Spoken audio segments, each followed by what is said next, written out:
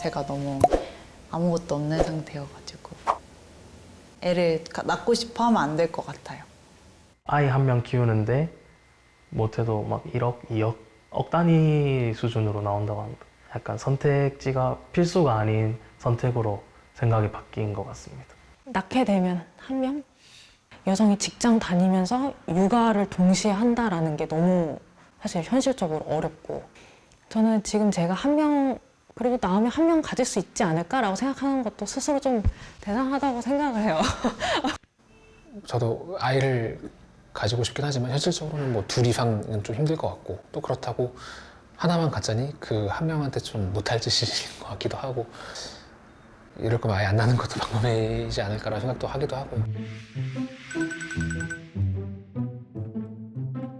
2명? 저도 한 2명 정도가 괜찮은 것 같아요. 네. 얘랑 나랑 사이에 아이가 어떻게 나올까 그런 호기심도 그냥 3명이요. 저를 닮은 인격체가 하나 있다는 것 자체가 되게 기쁨일 것도 같고 뭔가 아이를 낳으면 인생이 드라마틱해지지만 그만큼 뭔가 더 재밌지 않을까. 2명까지는 생각을 할 것 같습니다. 아직 결혼을 안 했고 취업도 아직 안 된 상태이지만 아이를 놓고 가정을 꾸리는 그 행복감은 그 어떤 것도 이기지 못할 것 같다는 생각도 듭니다. 합계 출산율 0.78명과는 거리가 있는 2명이라는 숫자. 청년들에게 이상적인 자녀 수를 물었을 때의 답변입니다. 여전히 자녀를 원하는 청년들이 많다는 반증. 우리는 출산을 가로막는 걸림돌에 주목해보기로 했습니다. 결혼과 출산, 자녀 양육 등으로 이어지는 단계를 생애 주기라고 하는데요. 이 단계마다 발생하는 경제적인 어려움은 과연 무엇일까요?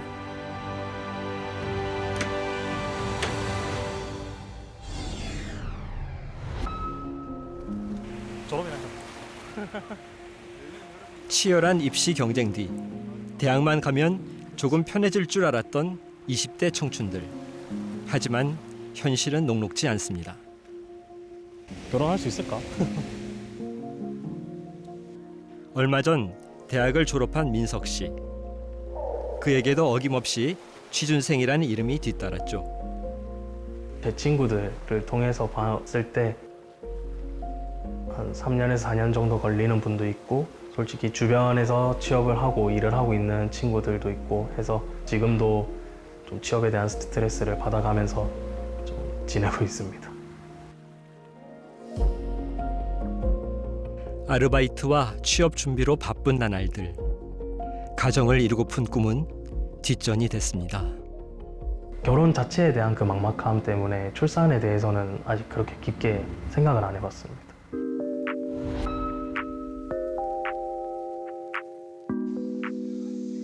심리치료사가 되기 위해 대학원에 진학한 지은 씨도 학업과 아르바이트를 병행하고 있습니다. 일찍 가정을 꾸리길 꿈꿔왔던 지은 씨는 고민이 많은데요.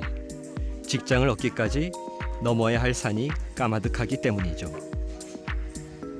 그 수련을 한 다음에 자격증을 따고 이런 식으로 진짜 직업 전선에 갈 수 있어서 최소 3년 정도 필요할 것 같아요. 뭔가 경쟁이 심하고 그래서 이런 거가 스트레스가 되니까 아이를 불행한 세상에 나오게 하는 거가 맞는 일인가에 대한 고민도 있고. 세계에서 유례를 찾기 어려운 극저출산. 저는 지금의 출산율엔 청년들의 목소리가 담겨 있다고 생각합니다. 이제 처음으로 우리가 나중에 40, 50대 때 부모보다 더 못한 환경에서 살 수도 있겠구나라고 이제 생각하기 시작한 세대라고 할 수도 있을 겁니다. 사실 저는 이제 1960년대 끝자락의 사람인데요. 그 당시에 대학을 나오면 나름대로 안정적인 직장이 상당히 보장되어 있었거든요. 공부를 제대로 못하는 경우에도 나중에 취업 걱정을 별로 안 했던 것 같아요. 그래서 오히려 대기업에서 그 구인하러 와가지고요. 학생들을 뽑아가려고 유치 경쟁을 벌였던 기억이 납니다. 근데 이에 비해서 90년대생은 사실 우리 97년 외환위기 기억하시죠? 그러니까 유년 시절에 우리 한국 경제가 굉장히 흔들렸던 그런 상황에서 유년을 보냈고 저성장 국면에 들어섰을 때 취업을 해야 되고 그래서 좁아진 기회에 대한 더 치열해진 경쟁 그 앞에서 미래를 설계하기 힘든 청년들이 어떤 무건의 의사표시를 하고 있는 것이 일종의 저항이라고도 볼 수가 있겠고요. 임금 근로자 중 비정규직은 37.5%. 청년들은 불안정 노동으로 생애 첫 발을 내딛는 경우가 많죠. 직장을 구하고 안정을 찾기까지 시간이 길어지다 보니 생애 주기별 나이대도 변화가 생겼습니다. 남녀 모두 30대가 넘어서야 결혼을 하죠. 문제는 일자리와 소득이 결혼과 출산의 걸림돌로 작용하고 있다는 점. 심지어 연애 단계부터 포기 요인으로 작용한다는 분석까지 나왔습니다. 지방에서는 둥지는 있는데 먹이가 없고 서울에서는 먹이는 있는데 둥지가 없다는 그런 얘기가 있더라고요. 머슬로우의 욕구 이론에 따르면 이 의식주의 기본적인 욕구가 채워진 다음에 그 다음 욕구로 간다고 하거든요. 그런데 지금 우리나라 청년 같은 경우에는 이런 의식주의 욕구가 해결되지 않았기 때문에 그 다음으로 이행하지 못하는 게 아닌가라는 생각을 하게 됩니다. 우리나라에서 결혼은 출산의 전제 조건이죠. 과연 결혼하는 데 비용은 얼마나 들까요?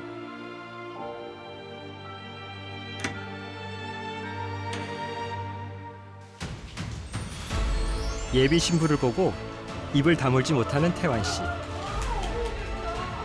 동갑내기인 희승 씨와 결혼을 앞두고 있죠. 이 예비 부부와 함께 결혼 비용을 자세히 알아볼까요?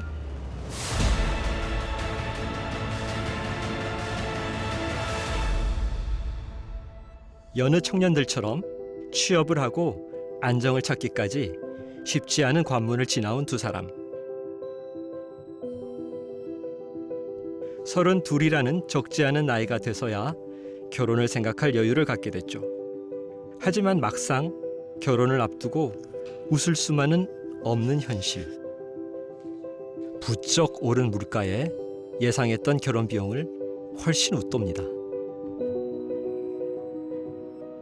3,500에서 3,000 정도면 사실 할 수 있을 줄 알았어요. 근데 전혀 안 되더라고요. 요즘 물가랑. 진짜 아까 4, 5천 든다는 게 저는 맞는 말이라고 생각하는데 솔직히 많이 든다고 생각해요. 그게 과하게 많이.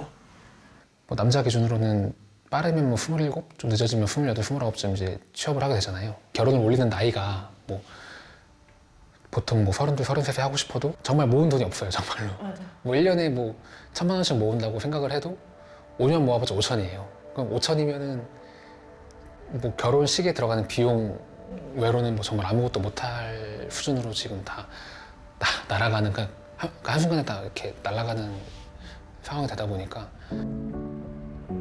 신혼집을 알아보기 위해 나선 예비 부부. 수도권에서 신혼집을 찾고 있죠. 작년부터 집을 알아봤던 두 사람. 걱정이 이만저만이 아니었습니다.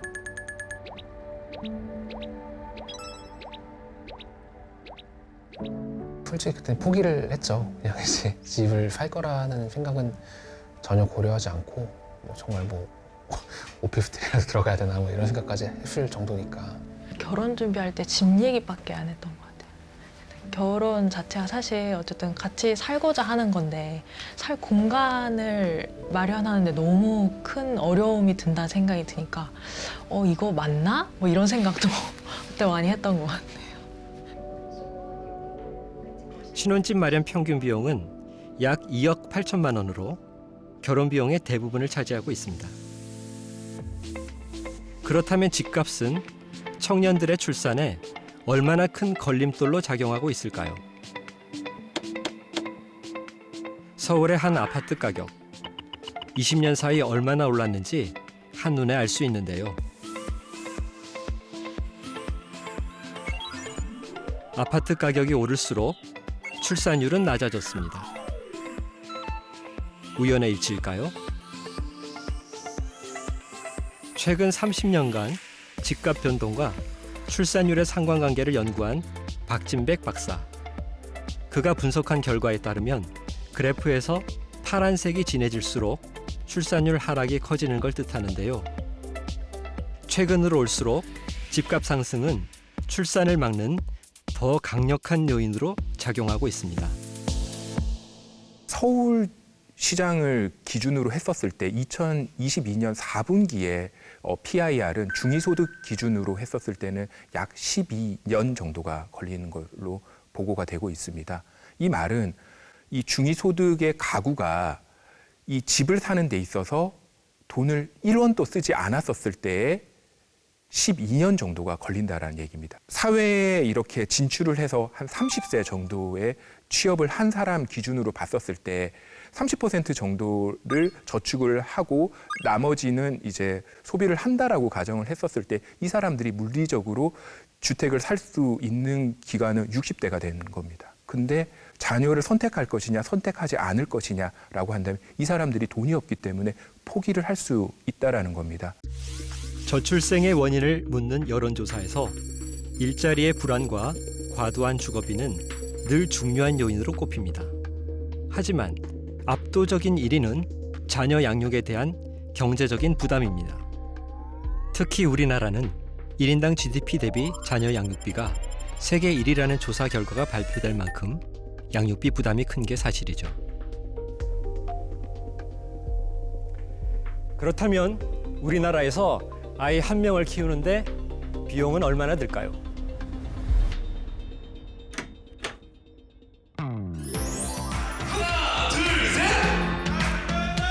여러분 힘찬 박수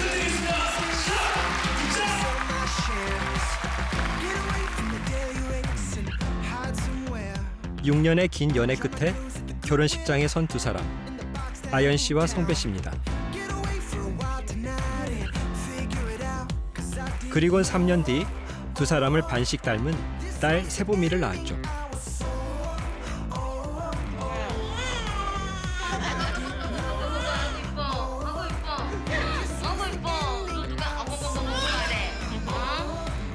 아직도 그날의 감격을 잊을 수 없습니다. 뭐지, 세범을 낳고 이제 아기를 안았을 때 좀 많은 감정이 들거든요. 근데 그런 감정을 엄마도 똑같이 느꼈을까? 약간 이렇게 좀 그런 생각이 들고, 엄마가 저를 낳았을 때가 저보다 훨씬 더 어릴 때 낳으셨잖아요. 근데 그렇게 어렸는데 뭘 안다고 이거를 이렇게 힘들게 저를 키웠을까? 약간 이런 생각이 들어서 좀 찡하기도 하고 그랬어요. 세보미가 찾아와준 순간부터 출산까지의 비용을 계산해봤다는 아연 씨. 출산과 산후조리의 비용이 생각보다 엄청 커서 좀 사실 많이 놀랐고, 근데 제가 되게 적게 낸 편이더라고요. 그래서 사람들이 어떻게 이 금액을 내고 출산과 산후조리를 하는지 사실 좀 신기했어요. 다들 정말 많은 비용을 들이는구나라고 생각을 하게 됐고. 귀여운 뚜루루뚜루 받았어 뚜루루뚜루. 이걸로 어떻게? 아이의 재롱 앞에서 하루의 피로를 잊는 두 사람. 세보미는 어느덧 18개월까지 자랐습니다.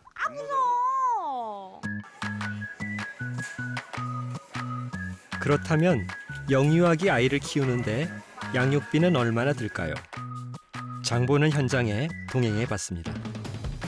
특히나 채소 같은 거는 이제 무농약인지 이런 친환경 채소인지를 좀 중점적으로 보고 구매를 하고 있어요. 사실 제가 먹는 거면 그렇게 크게 상관이 없는데 아무래도 아기가 먹는 거다 보니 좀 그런 농약 같은 게 들어가면 좋지 않을 거니까 그런 거 고려해서 구매하고 있습니다.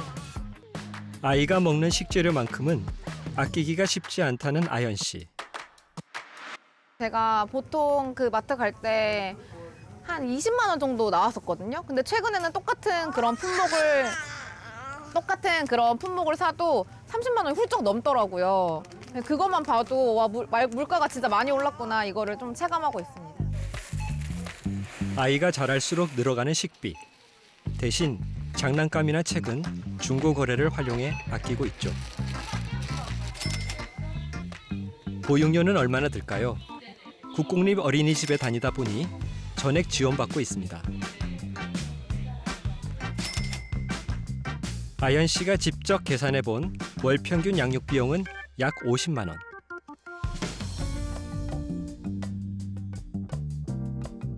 좀 더 객관적인 통계를 살펴볼까요? 영유아 자녀를 한 명 이상 키우고 있는 가구의 월 평균 양육비는 127만 원에 달했습니다. 가장 큰 비중을 차지하는 건 교육비와 식비였습니다. 소득의 한 27%, 거의 30%에 해당하는 돈을 아이를 키우는데 소비를 하고 있기 때문에 양육비용 부담이 있는 것은 분명하고요. 최근에 이제 영유아기에 대한 집중 투자, 특히 금전적 현금성 지원들이 크게 늘어나고 있는 상황이고요. 그러한 부분에 대해서 부모님들이 양육 부담 경감에 도움이 되느냐라는 질문에 대해서 굉장히 높은 지지도를 보입니다. 육아휴직 중인 두 아이의 엄마 김민지 씨. 우량아로 태어난 첫째는 어느덧 초등학생이 됐습니다. 작년에 둘째를 출산하면서 첫째 때보다 늘어난 정부 지원금을 체감했다는 민지 씨. 하지만 최근 첫째 아이 교육비가 크게 늘면서 양육비 부담은 더 커졌습니다. 사실 자녀 교육비를 쓰기 전에는 엄청 아끼면서 살았거든요. 이제 자녀 교육의 레벨로 들어가니까 그냥 아낄 수가 없더라고요. 왜냐하면 아이가 하고 싶어 하는데 돈을 아껴야 되니까 하면 안 돼라고 할 수가 없어서 이 부분은 좀 돈을 일단은 좀 쓰자라고 생각을 하고. 과연 초등학생 자녀 한 명의 한 달 교육비로 얼마를 쓰고 있을까요?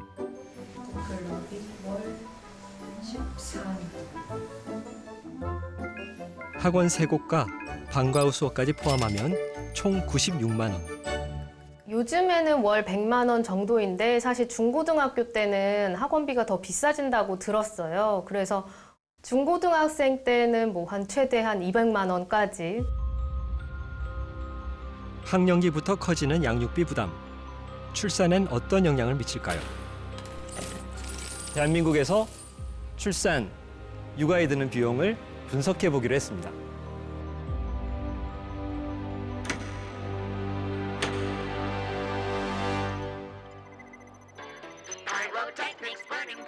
생애 주기별 비용을 계산하는 특별한 공간에 10인을 초대했습니다.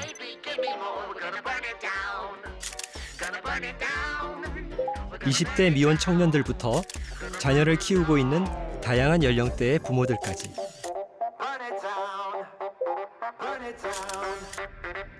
임신, 출산, 자녀 양육 비용을 함께 계산해 보기로 했습니다.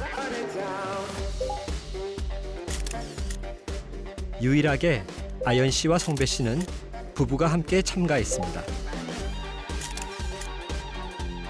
여기 이분은 한국에서 아이를 낳고 키우는 캐나다인 폴 서울입니다. 먼저 임신 출산 비용을 계산해 보죠. 병원과 산후조리원 가격은 전국 평균가를 기준으로 했습니다. 어디서 출산하시겠습니까? 단 참가자들이 좀 더 저렴하거나 좀 더 비싼 곳을 선택할 경우 비용 차이가 날 수 있게 설계했죠. 산후조리, 어디서 하실 계획인가요? 임신부터 출산까지 비용 계산이 완료됐습니다. 프로젝트 참가자들과 함께 계산해본 결과는 어땠을까요? 임신, 출산 비용으로 최소 700만 원에서 최대 3,400만 원까지 다양한 응답이 나왔습니다.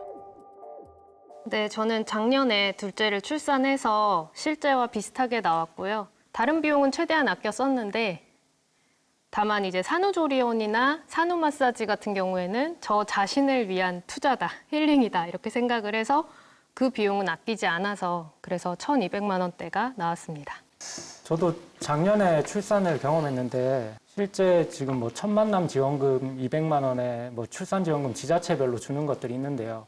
그렇게 따졌을 때 실질적으로 저희가 일시불로 출산을 할 때 든 비용은 100만 원이 채 되지 않고요. 근데 신기한 게 요즘 아기 태어나면 정부한테서 아마 200만 원 돈 받아요. 맞아요. 근데 조리원 값이 얼마요? 200만 원? 신기하네.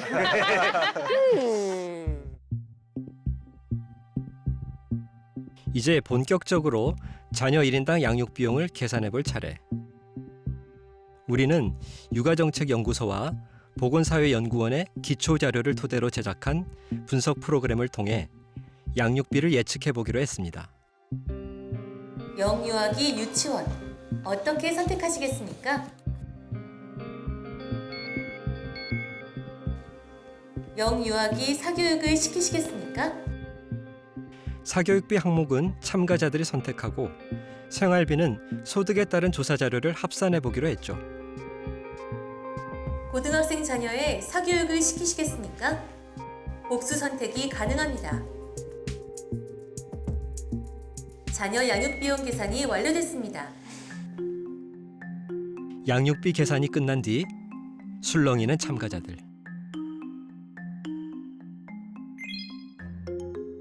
자녀 한 명을 양육하는데 1억 원대에서 6억 원대까지 다양한 계산 결과가 나왔습니다. 저는 1억 9,480만 원 나왔습니다. 2억 1,820만 원 정도 나왔어요. 저는 되게 그 사교육 이런 거 조금만 했거든요. 그런데도 되게 생각보다 많이 나와서 놀랐어요. 저는 1억 9천 정도 나왔는데요. 정말 베이스다, 기본이다라는 생각으로 막 하다가 예체능 비용으로 이제 미술학원비 이런 거 추가하다 보니까 몇 천이 훅 올라가는 현실에 네, 웃겠습니다. 웃음만 나오네요. 네. 저는 3억 4,755만 6천 원이 나왔습니다. 생각보다 너무 큰 금액이어서 놀랐고 이걸 보니까 사교육이 굉장히 많이 부담스러운 항목이라는 거를 다시 한번 깨닫게 되었습니다. 네, 저는 2억 7,400만 원 나왔고요. 저는 이제 대학교 학비까지는 지원해 줄 생각이 있는데 이 학비도 모아보니까 꽤 많은 금액이 되네요. 1억 800만 원. 다른 분보다 제가 아주 싸게 하고 있어요. 근데 우리 아야 사랑해요. 제가 나쁜 사람일까요? 모르겠어요. 제가 그냥 현실적으로 하고 있어요. 근데 이렇게 하면 아마 아이 2명, 3명까지 낳을 수 있어요. 6억 7,407만 6천 원 나왔어요. 이 정도 나올 줄 알았어요. 학군지에서 사교육을 시키고 있고 또 열심히 시키는 입장으로서는 이 정도 충분히 나옵니다. 소득이 좀 그래도 평균보다는 많이 벌지만 굉장히 힘들게 살고 있습니다. 온전히 아이들한테 다 쏟아부어서 살고 있습니다. 저는 2억 6,600이 나옵니다. 저 젊은이들이 돼서 이 금액을 감내하라 그러면 전 절대적으로 거부하겠습니다. 그래서 지금 젊은 사람들이 왜 출산을 안 하는 이유를 이 생애 주기 비용을 계산하면서 절실히 느꼈어요. 그래서 중앙값에 해당하는 참가자의 양육비를 자세히 한번 살펴볼까요? 사교육비 부담이 큰 초중고 시기에 가장 많은 양육비를 쓰고 대학생 자녀에게도 5천만 원 이상을 지원하는 것으로 분석됐습니다. 그렇다면 부담이 되는 항목을 줄일 의향은 없을까요? 자녀 양육비를 대학교 졸업 때까지 지원할 것이다. 동의하시는 분들은 원 안으로 이동 부탁드립니다. 10사람 중 7명이 원 안으로 이동합니다. 제가 부모님한테 받은 만큼은 해주고 싶은 마음이 있어서 저희 자녀에게도 그렇게 해주고 싶은 마음이 있고요. 학비가 너무 비싸고 뭐 학자금 대출이란 제도가 있지만 결국에 사회에 나왔을 때 그것 또한 또 부담이 많이 되는 그 친구들을 많이 봤거든요. 지원할 수 있는 능력이 되면 네, 당연히 대학 졸업할 때까지는 양육비를 지원할 생각입니다. 대규모 설문조사 결과를 한번 살펴보죠. 대학 졸업 때까지가 51.5%, 취업 때까지 지원하겠다는 응답도 24%가 넘었습니다. 그런데 참가자 중 뜻밖의 선택을 한 사람이 눈에 띕니다. 안녕하세요 여러분. 한국에서 살고 있는 폴소라고 합니다. 반갑습니다. 제가 지금 한국 나이로 40살이고 하고 코미디언 활동하고 있어요. 하고 유나 아빠 됐어요. 2개월 전에. 캐나다에 있었을 때 제가 CP 회계사 전문가였어요. 근데 거의 5년 반, 6년 전에 한국에 왔고 그래도 이제는 뭐 코미디언 활동 해보고 있어요. So, that's it. 한국 결혼 문화 잘 알아? 네. 어디 한번 보지. 형사람들이 어디서 결혼해? 호텔? 비싼 웨딩홀. 결혼 행사 시간. 안정적인 직장을 뒤로하고 코미디언의 꿈을 이루기 위해 도전 중인 폴. 한국인 아내 세희 씨를 만나 결혼식을 생략한 채 혼인신고만으로 달라는 가정을 꾸렸죠. 그리고 얼마 전 아빠가 됐습니다. 유나? 맞벌이 부부다 보니 육아는 주로 프리랜서인 아빠가 담당하죠. 날 때려 어떡해. 유나. 크리에이터 활동도 멈춘 채 육아에 전념한 지 2달이 흘렀습니다. 한국을 좋아해서 이름도 폴 서울로 지었지만 사고방식은 캐나다인 그 자체. 그런 그가 아이를 대학 졸업 때까지 지원하겠다고 답한 이유가 궁금합니다. 기본적으로 캐나다 문화에서 우리가 예를 들면 어떤 부모님 성인 되면 20살이면 이제는 너는 성인이니까 그냥 혼자 다 해. 그래서 제가 대학교 혼자 근데 대학교 값이가 캐나다에서 쌌어요. 아직도 그래요. 최근에 확인했을 때 다 같이 1년 안에 아마 300만 원이에요. 한국은 잘 모르겠어요. 한국은 진짜 비싸면 아마 부모님 지원해야 돼요. 아니면 큰 빚으로 평생 시작하면 조금 힘들어요. 그래서 아마 한국에서 어쩔 수 없어요. 이번엔 양육비 중 가장 부담이 큰 사교육비에 관한 의견을 들어볼까요? 나는 자녀에게 사교육을 시키지 않을 것이다. 동의하시는 분들은 원 안으로 이동 부탁드립니다. 의외로 사교육을 시키지 않겠다는 이들이 4명이나 됩니다. 대부분이 부모 불안 해소 비용이라고 생각을 합니다. 기본적으로 제가 사교육은 시켰으면 좋겠다고 생각해요. 왜냐하면 10시까지 공부하면 평생 없어요. 애들이 조금 애들 경험 필요한다고 생각해요. 운동이나 이런 것들은 많이 경험하게 해주고 싶지만 뭔가 학업과 관련된 사교육은 시키고 싶은 생각이 별로 없습니다. 사교육을 시킬 거라는 쪽의 의견도 들어봐야겠죠. 네, 저는 남편이 왜 저 앞에 서 있는지 좀 이해가 안 되는데요. 저희의 상황은 맞벌이 부부입니다. 그래서 어쩔 수 없이 강제적으로 사교육을 시켜야 하는 입장입니다. 초등학교 1학년에 입학을 하게 되면은 저희가 퇴근 시간대까지의 그 아기 혼자 남아있는 시간이 굉장히 깁니다. 그러한 시간들을 좀 사교육으로 채워야 된다고 생각하고 있고 저도 어릴 때는 학원을 그렇게 맹렬하게 보내지 않을 거야. 사교육에 막 미쳐있지 않을 거야. 근데 막상 키우고 나면 아이들이 커가면 아이들이 원해서 보내달라고 하고 환경이 분위기가 그래서 갈 수밖에 없어요. 상황상 어쩔 수 없이 학원에 보낼 거라는 입장이 대부분. 요즘은 자녀가 한두 명이다 보니 고액 사교육을 시킬 거라는 이들도 적지 않았습니다. 근처 이웃 중에서는 영어 유치원을 보낸다거나 좀 고급스러운 사립 유치원을 보내거나 하기 때문에 그런 것들에 대해서는 지금부터도 고민이 되고 있는 상황입니다. 그러니까 집에서 엄마표로 영어를 어릴 때부터 계속 해줬거든요. 이제 6살 말쯤에 아이가 먼저 엄마 친구들은 영어학원 가는데 왜 나는 영어학원 안 가? 라면서 가고 싶다고 이야기를 하더라고요. 둘째 임신을 하면서 제가 몸이 너무 힘들어서 직접 봐주기가 좀 힘들다 보니 그래서 영어 유치원에 이제 1년을 다니게 됐고요. 지금 국어, 영어는 집에서 좀 하고 있고요. 수학 다니고 있고.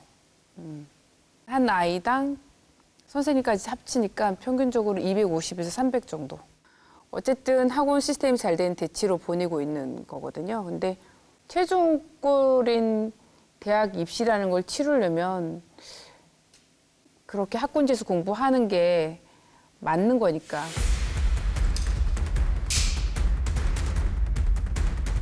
소득에 따른 사교육비는 얼마나 차이가 있을까요?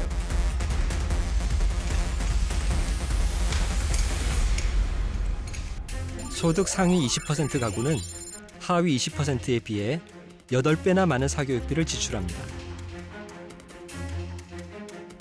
문제는 대학 입시 경쟁이 과열되면서 불안해진 중산층까지 사교육비 지출을 크게 늘리고 있다는 사실이죠. 자녀 한 명에게 드는 초, 중고 사교육비 총액을 추산해 본 결과는 놀라웠습니다. 무려 5,900만 원을 사교육비로 쓰고 있는 겁니다. 아이에게 굉장한 투자를 하지 않으면 안 된다. 남들 하는 만큼은 해야 된다라고 하는데 저희가 비교 대상으로 삼는 남들이 굉장히 상향 비교 때문에 높게 설정이 되어 있어요. 뭐 양육이라고 하면은 당연히 시간과 돈, 노력이 필요한 일이죠. 그런데 한국 사회에서는 이게 너무 부담스러운 일이 돼버렸다는 것입니다. 그렇다면 청년들이 출산을 포기하는 이유가 단지 과도한 양육비만의 문제일까요? 이쯤에서 떠오르는 한 저명한 경제학자가 있습니다. 모든 선택은 효용과 비용 계산에 따른 결과라고 봤던 게리 베커.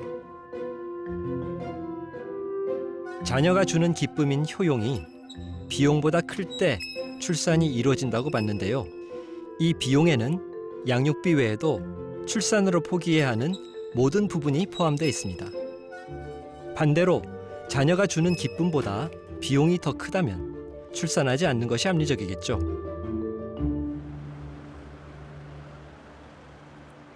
어둠이 채 가시지 않은 새벽. 잠든 아이 몰래 방을 빠져나간 아연 씨. 이제 집에서 6시에 나가야 되거든요. 그래서 지금 출근 준비를 하고 있습니다. 육아휴직을 마치고 복직한 그녀.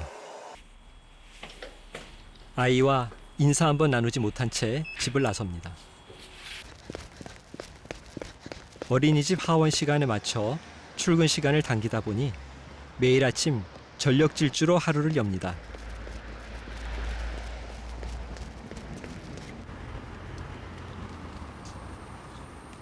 간신히 버스는 놓치지 않았지만 밀려드는 피로는 어쩔 수 없나 봅니다. 아연 씨는 그나마도 시차 출근제가 가능해 운이 좋은 편이라고 믿고 있죠.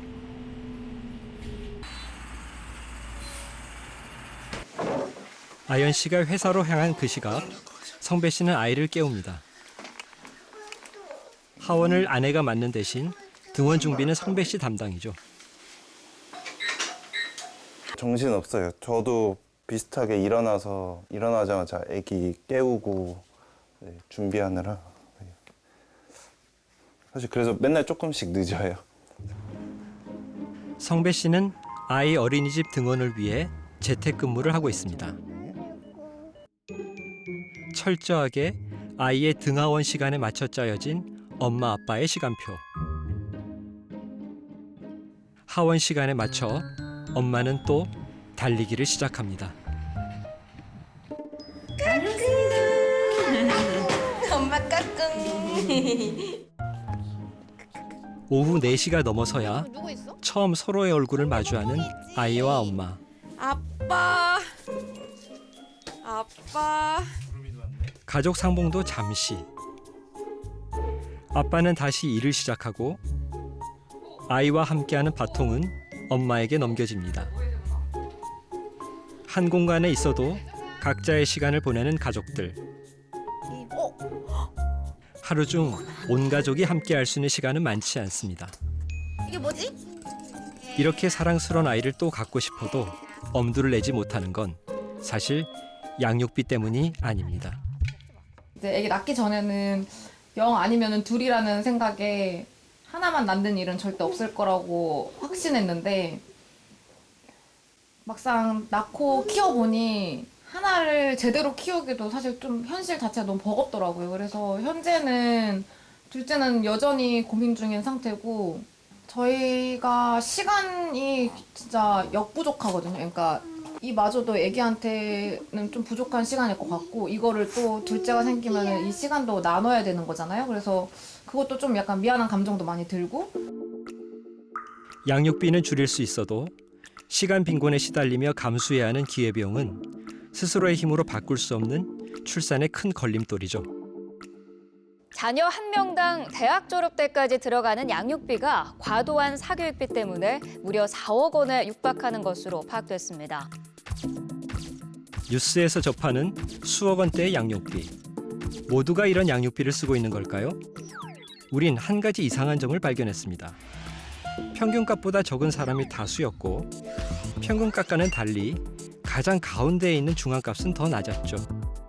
표본이 작아서 생긴 일일까요?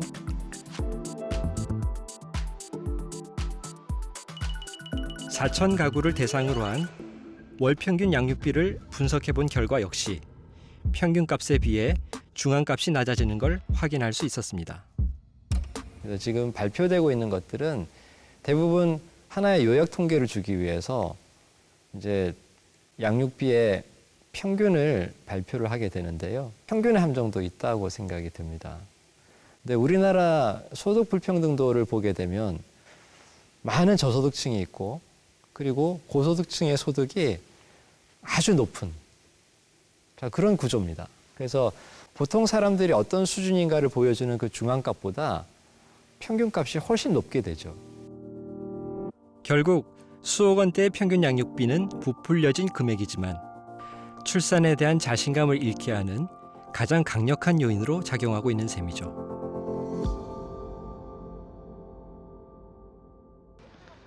웹툰 작가이자 두 아이의 엄마인 권보람 씨. 프로젝트 참가자 중 양육비를 가장 적게 쓸 거라고 답한 한 사람이죠. 엄마를 향해 달려오는 현성이와 함께 하교 후 들르는 곳은 학원이 아닌 집 근처 공터. 한창 낙엽 던지기 놀이에 빠져 있습니다. 하지만 이런 날이 오리라고는 상상하지 못했던 때가 있었죠.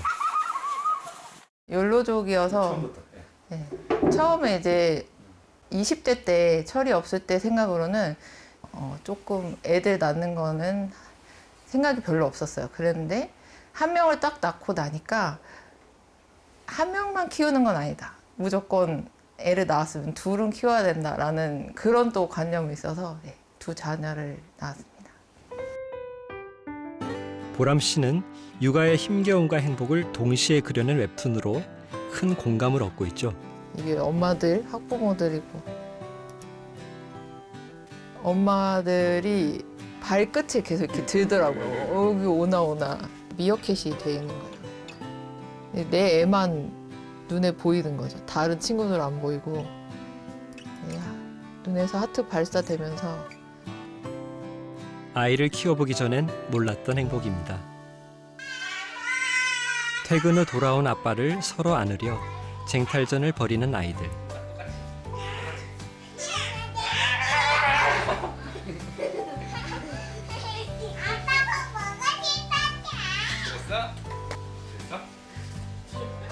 바로 이 맛에 아이를 키우는 거 아닐까요? 자영업을 하는 아빠는 밤 9시가 넘어서야 집에 돌아오고 엄마는 아이들을 재운 뒤 새벽까지 웹툰 작업을 하지만 아이들 때문에 오히려 힘을 얻습니다. 만약 누군가 두려움 때문에 아이 낳기를 포기한다면 꼭 해주고 싶은 말이 있다는 보람 씨. 너희 아기들 어때? 이러고 물어보면 나도 모르게 입꼬리가 올라가고 세상이 꽃밭이 되는 게 저는 그렇습니다. 네. 애를 낳을까 말까의 선택지라면 당연히 네. 다른 세상이 시작돼. 그런 말은 꼭 해주고 싶어요. 세상에 살면서 아이는 꼭 키워봐야 된다고. 효용과 비용 이론 기억하시죠? 우리는 프로젝트 참가자들에게 마지막 질문을 던졌습니다. 나는 아이로부터 얻는 효용감이 양육 비용보다 더 크다고 생각한다. 아이를 가지면서 또 삶이 많이 바뀌었어요. 이게 저한테도 되게 뭔가 삶이 뭐 바뀌고 제가 살아가는 원동력도 되고 또 애를 보면서 느끼는 저의 이제 감정도 되게 많아지고 정말 돈으로 환산할 수 없는 그런 소중한 행복이기 때문에 양육 비용보다는 절대 클 수가 없고 그리고 또 개인마다 이제 측정하는 그런 양육 비용이 다 다를 거기 때문에 양육 비용을 더 줄이면 되니까 그런 부분은 충분히 해결할 수 있는 문제라고 생각합니다. Kids are fun. 저희 아이가 요즘에 강낭콩을 키우는데요. 그걸 보면서 자라나는 게 너무 신기하다고 재밌어 하더라고요. 그래서 제가 이야기해줬습니다. 너가 요만한 콩알일 때 엄마 뱃속에서부터 자라서 낳고 자라나는 걸 보니 엄마는 너무 신기하고 행복하다라고요. 우선 저는 아이를 낳지 않고 싶다고 밝혔지만 그만큼 가치 있고 행복한 일임을 알아서 그거에 대한 책임감을 느꼈기 때문에 제가 지금 그런 고민을 하고 있는 거라고 생각하고 그런 아이와 함께하는 시간이나 그 배움의 가치가 양육 비용보다 더 작다고 생각하지는 않습니다. 저 질문 자체가 조금 잘못됐다고 생각하는 게 저런 말이 나올 정도로 사회가 조금 아기가 주는 행복감이 어떻게 보면 당연한 거일 수도 있는데 저거를 저울질한다는 것 자체가 이렇게 해야 되나라는 생각이 들게끔 하는 질문인 것 같아서 원에 들어가지 않았습니다. 저희 세대는 어떤 효율성이나 효용성을 따지지 않고 애를 기른 적이 없어요. 그냥 낳았으니까 기르는 거고. 근데 기르면서 많은 그 후회도 하고 만족도 느끼지만 그래도 이 지구에 와서 자식을 한번 낳아서 키우는 것이 괜찮지 않을까 하는 생각이 드는 거 보면 자식을 잘 낳아서 키운 것 같습니다. 프로젝트를 마치며 모두가 떠올린 생각은 비슷했습니다. 눈에 보이는 비용 뒤에 가려진 평범한 행복을 두려움 때문에 미리 포기하고 있는 건 아닐까요? 아이를 낳으면 돈이 얼마나 들 거야. 그다음에 내 시간은 얼마나 줄어들 거야. 주로 비용적인 측면에서 두려워하는 것이고 그건 숫자로 환산되는 것이죠. 그러나 아이를 낳아서 엄마 아빠 말을 하고 그리고 아이가 성장해가는 과정을 보는 모습. 근데 이런 것들은 숫자화되기 어렵고 상당히 질적이고 무형의 것이에요. 그런 면에서 저는 간과되기 쉽다고 생각합니다. 저는 지금 청년들, 특히 고부담, 고강도 양육 문화 때문에 겁을 내거나 힘들어하는 청년들에게 이야기해주고 싶은 것은 충분히 좋은 부모가 될 수 있는 자질을 이미 가지고 있다는 거예요. 그래서 저는 청년들이 조금 만약에 용기를 내고 낙관적인 전망을 하면서 같이 좀 목소리를 내줬으면 좋겠다 이런 생각을 합니다. 불안정한 일자리와 높은 집값, 그리고 경쟁적인 사교육비. 출산으로 가는 끊어진 사다리를 잇기 위해선 한 가지 해법으로 불가능할지 모릅니다.